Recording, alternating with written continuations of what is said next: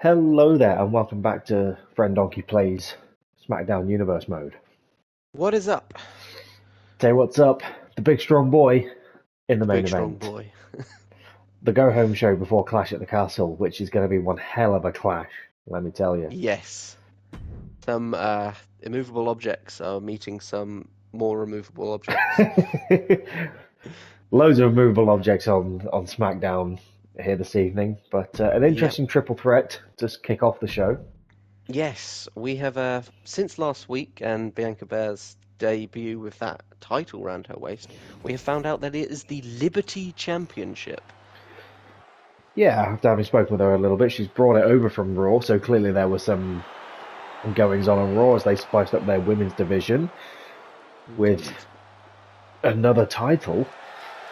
And our illustrious GM has said, if you're going to wear a title, you're going to defend a title, and has decided to put on this #1 contenders match to see who Belair will be defending it against.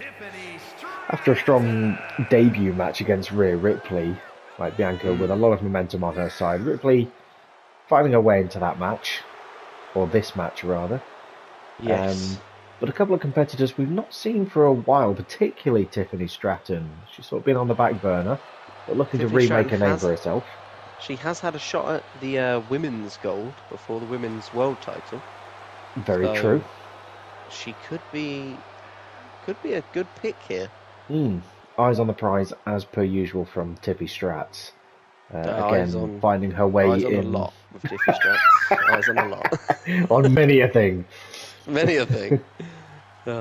Here's the sort of dark horse of the women's division, I'd say. She does pull out a win when you least expect it, does old Dana Brooke.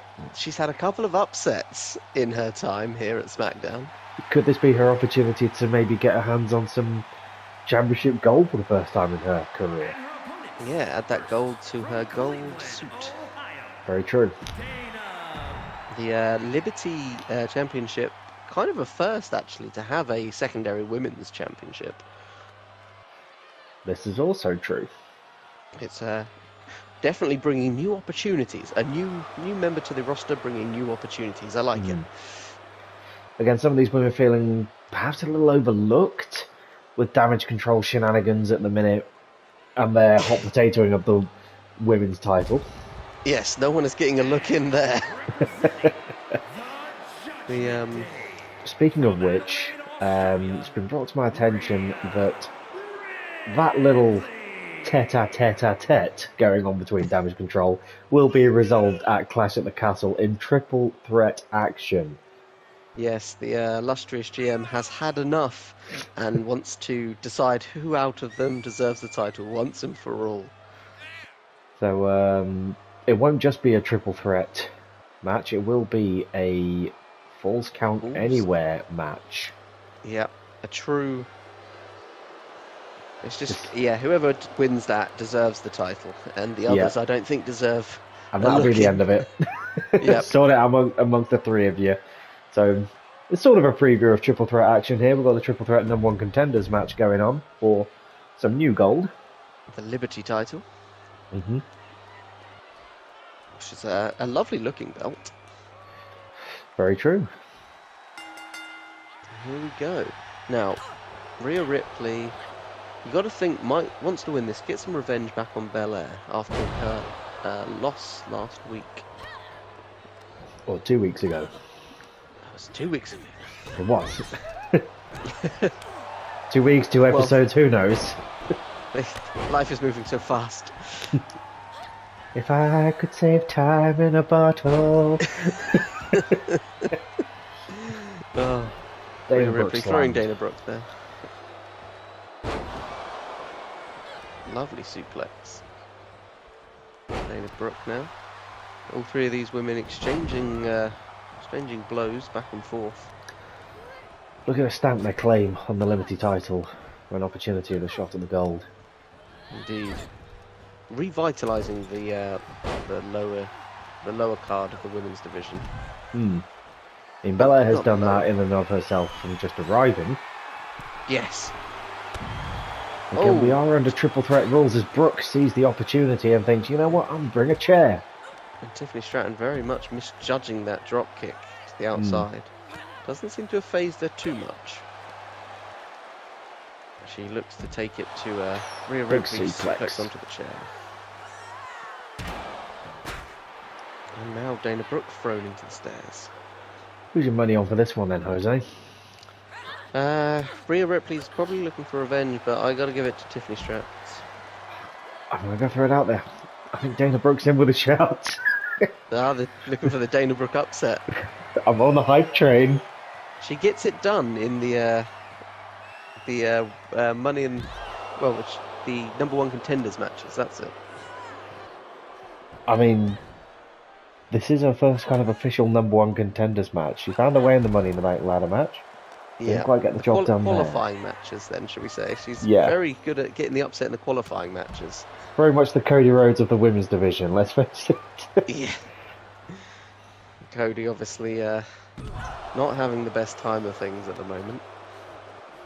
No, frustrated more than anything. Yes. Yeah, and Kevin Owens continued that last week by distracting Cody. We will be seeing Kevin Owens in action here tonight after his distraction last week. Any kind of retaliation from Cody, do you think? Who knows? We shall have to find out. Tiffany Stratton looking to take her opportunity. Ripley having none of it. Away. As Dana now gets her opportunity, the chair. Big reversal there from Tiffany Stratton. Tiffany Stratton looking very good in this match. Rolling through onto the chair, that's very damaging to Dana Brooke. Rhea and Tiffany scaring each other there. There's a Dana Brooke in the way. Yeah, they can't seem to quite get over Dana Brooke to attack each other. The Dana Brooke roadblock. Ripley into the electric chair drop. Onto the chair. Again, the brutality. Tiffany looks rather motionless. I was just slowly getting back to her feet. Looking rather groggy after hitting that chair face first. The electric chair drop. And now Alabama slammer there from Ripley. Looking to put it away. Stratton having none of it though. Saving the opportunity for herself. Stratton now after Ripley. You got to think that Stratton and Brooke were watching Rhea Ripley last week. They knew that Bella was going to be debuting. They must have had eyes on what the new competition was like. But Ripley at somewhat of a disadvantage. Yeah, as they would have scouted out her offense. Indeed. You got to think that Rhea Ripley, though, probably thinks that now she knows what Bella's about, she stands the best chance and will be wanting to get through this match. And get another shot. She's the only one in the Smackdown locker room with first-hand experience fighting Bella. Can lead by example. Stratton looks to isolate Dana Brooke. Stratton making a very good showing in this match. I say as she gets speared. Every time. Speak and it shall be. Oh, God. I'll tell you what I've noticed. Every time that the wrestlers get back to their feet, they do a little turn on the spot. Have you noticed this? No. Watch them when they get back to their feet sometimes from getting off the mat. They almost like do a little tiny spin-a-rooney. A spin-a-roonette, if you like. Spin-a-roonette. Doesn't happen all the time, but when they're recovering, watch out for the spin-a-roonette. Oh, unceremoniously dumped to the outside. Yeah. Splitting up. That's what you're going to do. Split up your opponents in this match so you have time to get the pin. As Dana Brooke thinks about getting a weapon, which clearly isn't under there because Ripley just picked up the weapon. Missing with the kendo stick. Oh, hit him. Walks straight into the kendo stick. Good work, Dana. Yeah. If I just keep walking forward, it can't hit me. Dana Brooke now. Ripley with a suicida. Not paying off too much though. Again, no countouts, no disqualification in this match. Triple threat rules. First All pick to up play a for. pinfall or submission, we'll take it. Tiffany and Rhea Ripley tying it up in the ring now as Dana looks for a baseball bat. Big power bomb there from Tiffany Stratton. She has Brooke Branching out scouted into as well. other sports. Ooh, Slammed into the middle of the ring. goes for the cover. 1, 2. Not enough to put Brooke away. Nearly there. These women kicking Smackdown off of an absolute Barn burner of a match. Ooh. Dana taking a rest while Rhea goes for a pin. And Rhea picks up the win. Dana Brooke not able to compose herself in time. She's livid with herself there, frustrated, as she just sort of flopped on the rope. She heard the ring count. She had her moments in this match. Wasn't completely helpless, but there she wasn't with it enough. Just dazed and confused. Ripley saw her opportunity.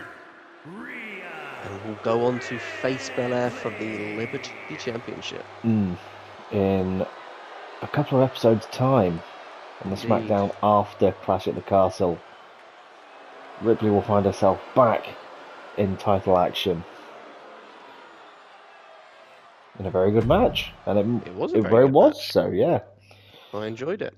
Bit of an exhibition for the crowd. Yeah. Exhibition. Miz finally getting himself back into the ring after kind of being in Waller's corner a little bit. Yeah, he's watched Waller lose a couple of times, and This time clearly he helped he him was win. the difference maker. Yeah. So we go into this next match as Kevin Owens takes on a returning member of Imperium, Ludwig Kaiser. Conspicuous by his absence, after having lost the tag gold. This will be the first time we've seen any member of Imperium since they lost the tag gold. Perhaps branching out on his own. Kevin Owens looking for a warm-up match ahead of Clash at the Castle. Just looking to get himself back into ring shape, because he knows he's got a pissed off Cody Rhodes to deal with. And he didn't make it any better by interfering in Cody's match last week. But ever the fighting champion, Kevin Owens given opportunities to any member of the roster, whether they're in the singles division, tag division. We've seen it before. Ivar stepping up to the plate to see if he can get some momentum on the IC champion. Kevin has a very Kaiser good sees his motto. opportunity.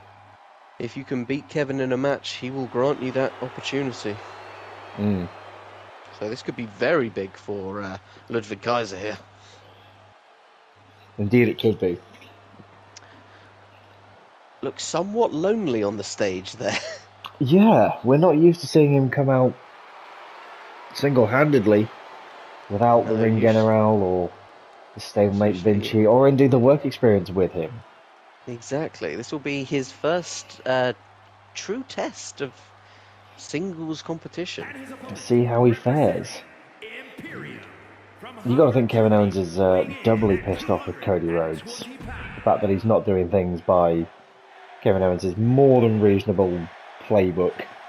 Indeed. Of if you can beat him, you deserve a shot. Rhodes has not actually beaten Kevin Owens. Sort of hijacked the IC scene from Kevin Owens. Not Which letting again, him just choose his own number one contender. And it probably doesn't sit well with Ludwig Kaiser either, because we know Kaiser likes to do things by the book. Kaiser, very respectable fighter. Probably why these two have caught each other's eye a little bit. Yeah. We should Make it sound more romantic and homoerotic than it is. Yeah. Just staring at each other from across the ring.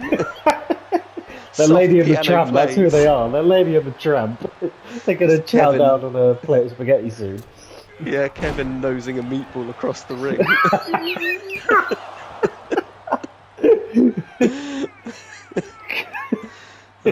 Ludwig Kaiser very much getting the better of the Tramp here. Kaiser coming out to serenade Kevin Owens. Loving you. Do do do do. I wasn't going to attempt it. I tried, I shouldn't have. I've embarrassed myself. Oh God. Kevin Owens now Suplex to Ludwig Kaiser. This is looks to be some good competition here. Really does. Kevin Lesnar get a bit of momentum back. Still showing his fighting prowess. Yeah, likes to talk at you while you're in the ring as well. And that's part of his game plan. It's the mental assault as well as the physical. And you've got to get up pretty early in the morning to play mind games on Ludwig Kaiser. True. So we discover more about Imperium from match to match. We saw the chink in the armor was tornado tag. Yes. Will Kaiser be able to come up with a victory here? If he does, you've got to think that puts him in the conversation. If he doesn't, definitely, it's yet another chink in the armor of Imperium. Yeah, because you've got to wonder, has he got the stamina for a singles match? He's got no partner to tag out when he gets a bit rough. And it will get rough with Kevin Owens. It's a third date scenario already. We've gone from nosing meatballs to getting rough. Getting rough with some other balls. 50 Shades of Kevin. Oh, is Kevin now up to the top rope? Swanton. I think we found the episode. Yeah. 2, 3. And a victory from the Intercontinental Champion. An emphatic victory, but doesn't look like he's going to have it long to celebrate. As not one to be outdone, Cody Rhodes. Oh. And an attack from behind. Mind games turning more into physical beatdown there from Cody Rhodes, just having none of it. Indeed. Yeah. And another chink in the armor for Imperium. As in the main event this evening, the big strong boy takes on the one and only Paddy Moss. He's from the Fighting Irish. Oh. A big strong boy against a big boy. The Mustache Mountain versus the Man Mountain. Can he keep his momentum going? It's the big question. He's had a couple of victories on the road to Clash at the Castle. He's on a roll. Pretty strong roadblock ahead of him, though. Yes. We haven't seen Omos in quite some time. Indeed, Omos is after losing the championship, he's gone away and he's refocused himself. And we'll see what that has done for him tonight as he takes on the big strong boy. Now, what would a victory for Omos here do for his self-esteem and standing on the roster? It could certainly propel him towards some form of title. I mean, I was going to say it does absolutely nothing. Well, I don't know. It's Omos! Yeah, but it's a win over the big strong boy. All depends how the big strong boy fares at Clash at the Castle. Indeed. We are have been told now that in order to fully ensure that it will be just Tyler Bate and Brock Lesnar, it will be a hell in a cell at Clash in the Castle. Hell of a wrinkle to that little match there. Tyler Bate was unhappy with Randy's interference at SummerSlam. There was a lot of shouting backstage. Shouting and yelling and demanding that no interference. As almost nearly had the job done there. Yes. Tyler requesting this match to fight a bigger opponent. A bit of a tune-up ahead of Brock Lesnar just to get himself in the zone. Indeed. Get ready to looking up, basically. And if you can beat the man the size of Omos, Brock Lesnar looks a little smaller. Yep. Brock still no less practically minuscule in comparison to the fighting Irishman. Paddy Moss. Is Tyler struggling here tonight? He's looking to recoup. He can't afford to pick up any injuries or anything like that, which is very risky ahead of a match in 2 days' time against Brock Lesnar. He may have bitten off more than he can chew tonight. Taking on the big man. I can understand where he's going from to get himself ready for Brock, but it's a risky play. Let's see if it pays off for him. We know the big strong boy, he thrives on taking risk. He thrives on opportunity, whether he has to make those opportunities for himself.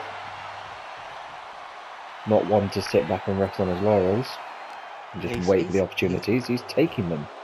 And he's giving as good as he's receiving here. Giggity. Get your mind out of the gutter, sir. No homo. Tyler Bate now getting a quick breather. A little walk around the ring. Omos on the outside having a nap. Is he going to go for a count out? Now, victory via technicality. No, he knew he was getting back. But again, giving himself a breather. He could have kept up the offense on the outside with Omos, but he's got to take those opportunities. He's not going to have that opportunity at Clash in the Castle. Locked inside a cell with Brock Lesnar. That's like getting in with the tigers at the zoo.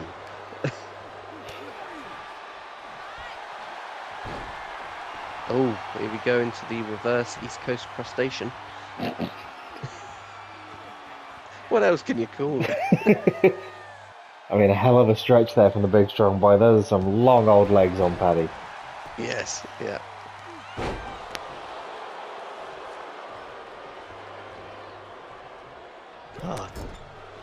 Tyler, very much of an uphill battle here. The Mustache Mountain and the Man Mountain. He is a big, strong boy. Not backing down from the big man. I would describe what's happening, but the ref's in the way. I think we figured out this ref's gimmick. He has no idea where the cameras are. No spatial awareness. I stand here. No, you're in the way. I stand here. Housekeeping. I cook. I clean. I stand here. Oh, it's the big strong boy with a Tyler Driver 97 on Omos. I mean, that is no easy feat. Incredible feat of strength.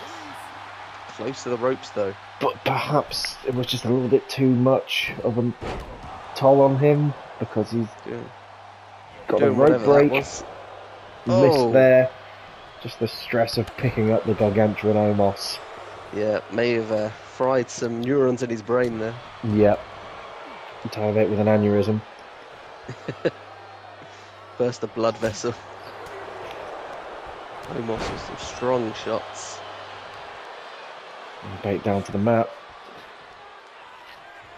Bate may have given it too much with that Tyler Driver. Omos decorated in and of himself, you know, former Intercontinental Champion. Ooh. Bate with the scout on the chokeslam. Looking to flip it back into the reverse the crustacean. The referee with his ring awareness. The tail. You're right there, ref. He's just doing some downward dog yoga. Omos fighting out. Now, a submission victory over Omos would be huge here. It would be damaging to Omos. You know, I think if he manages to tap out Omos, that's grounds for Omos getting the sack. Huge big boot from Omos there. And that gargantuan hand is enveloping the shoulder of Tyler. I think the longer that's in, the more damage it's going to do to the muscles, and Tyler can't afford to have those shoulder muscles taken out. Almost listening to you, breaks out and goes back on the attack. Now, it's good practice for Tyler positioning Omos for the pin here, because Omos pretty much touches the ropes wherever you put him. Now, Tyler thought about bop and bang there, but Omos just literally too tall for it. Can't quite hit him. He held his hand up and he thought, you know what? I'm not going to make a tit of myself. Slings Omos to the outside. Now, the length for this Tyler match thinks about a tope suicida. Oh, he gets it. Omos's stamina definitely coming into play here. Tyler's still got the energy to go. Omos is slowing. We've seen this before. Almost likes to get matches done quickly. The longer it goes, you've got to think it favours Tyler. And this could be the same at Clash in the Castle. Brock is a different animal altogether, but he's a bigger man. Bigger men do slow quicker. We know Brock has the stamina. You know, we talked it down before in that triple threat that Randy made. Yep. We thought maybe that wouldn't favour Brock. Crushing. Yep. He ended up taking out the pair of them. Going for a count out here. Not the most honourable way to get the win, but Almost back on the count of almost 9. makes it back in time. The crustacean. Once again for the crustacean. The Tap ref up by gets a nice crustacean. close look. The camera goes right up the ref's hole. Yeah, and the ref gets close to a sexual assault charge. Could this be it? Tyler really putting on the pressure onto Omos's lower back. There's still a little twirl on the spot from Omos as he hits the massive double choke slam. This could be it. And it is. That's all she wrote for Tyler. A strong showing from Bate there. Very strong. He wanted a warm-up match against a big man, and there's a big man. Almost to taunt him sarcastically. Yeah. As if to say, you're my opponent. Well done. You picked a fight with a big man, now you picked a fight with the big man. A great match altogether, though. What has Tyler done? What has this done to his momentum heading into Clash in a Castle? Well, we're going to have to find out next episode, Jose. I can't wait. Join us back here and we'll find out many a thing. Catch you then. Let's do this. Bye.